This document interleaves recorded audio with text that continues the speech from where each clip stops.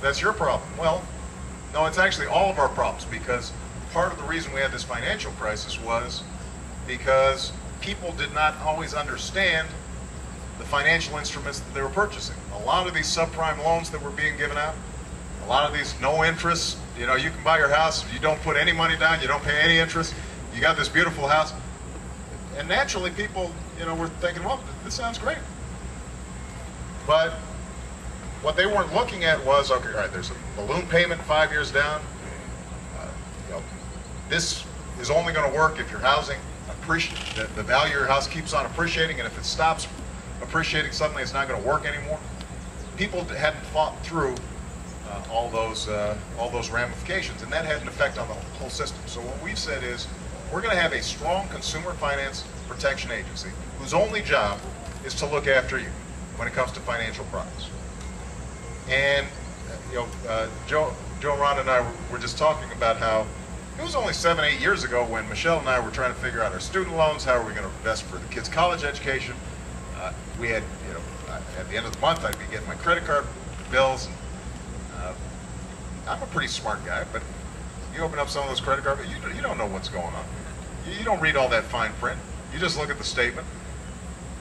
Well, as an example of the kinds of things that this new agency are going to be enforcing, we've already passed a law, thanks again to Mary Jo and Sharon. We've already passed a law that says if a credit card company can't raise the interest rates on existing balances. So it can't, you know, attract you with a 0% interest. You run up a $3,000 balance, and then suddenly they send you your next statement and says, oh, you know, your interest went up to 29%. You can't do that. I mean, they'll still be able to say, we're going to raise your interest rate to 29%, but that can only be on the balances going forward. It can't be on the money that you borrowed where you thought it was a 0%. Well, that's an example of straightforward, honest dealing that we're going to be expecting. We think the financial markets will still make money. The banks can still make money, but they got to make money the old-fashioned way, which is loan money to small businesses who, you know, are providing services to the community. You know, loan money to Joe for his architectural firm, and he's going to make sure you pay him back. Loan people for mortgages, but make sure that you've done the due diligence so that you're not tricking them into something they can't afford. Make sure that it's something that you can afford, right? They're just a bunch of basic common sense reforms that we're putting in place that will allow the market to function, because the free market is the best system ever devised for creating wealth.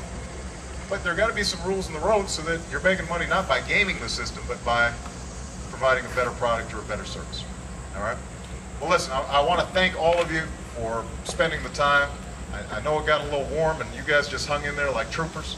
I want to make sure that you know, I thank once again Ted Strickland, Sherrod Brown, Mayor Michael Coleman, your Lieutenant Governor, and I believe the next United States Senator Lee Fisher, and Mary Jo Kilroy for being here.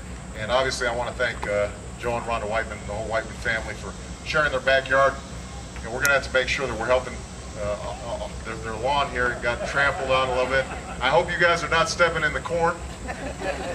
Michelle, by the way, would be very proud to see that you've got the vegetable garden working. All right? Give them a big round of applause, everybody. Thank you very much. Thank you.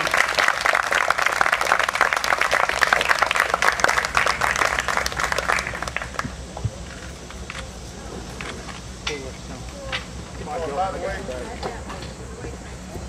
I just want, is this still on?